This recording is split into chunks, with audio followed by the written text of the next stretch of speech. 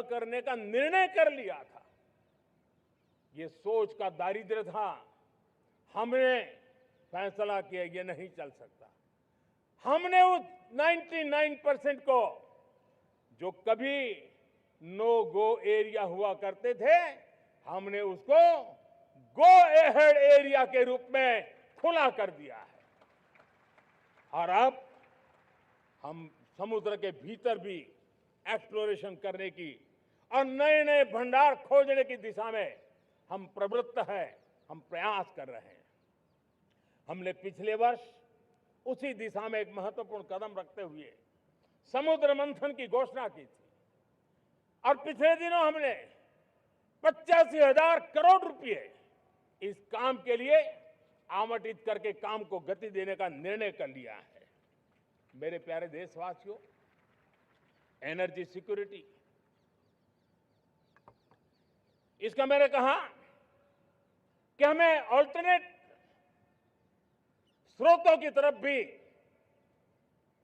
पूरी शक्ति लगाना बहुत जरूरी है और इसलिए ऊर्जा का सही इस्तेमाल बढ़ाते हुए भारत इसी दिशा में आज तेजी से काम कर रहा है। 2014 से पहले, मतलब आज से 12 साल पहले, हमारे देश में सिर्फ 70 शहरों में पाइप से गैस की व्यवस्था थी, पाइप से गैस डिस्ट्रीब्यूशन होता था। 12 साल में इन 70 शहरों को हमने 700 शहरों तक पहुंचा दिया है। ये होती है रफ्तार, ये होता है विस्तार। 2014 के पहले मुश्किल से 20-22 लाख घरों में पाइप से गैस पहुंचता था। आज 1.25 करोड़ घरों में पाइप से गैस पहुंचाने का काम हो रहा है। 12 वर्ष पहले देश में सोलर एनर्जी की कैपेसिटी सिर्फ 2 गीगावाट थी। 2 गीगावाट, आज 160 गीगावाट हमने प्राप्त किया है लक्ष्य। मेरे प्यारे देशवासियों, मैं एक और जानकारी देता हूं।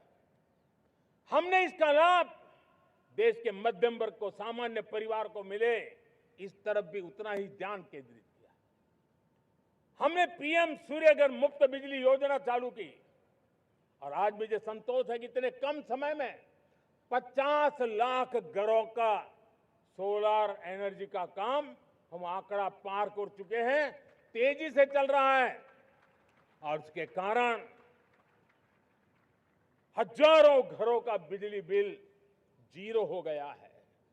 हजारों घर अपनी बिजली का उपयोग करने से अतिरिक्त बिजली आज बेच करके कमाई कर रहे हैं।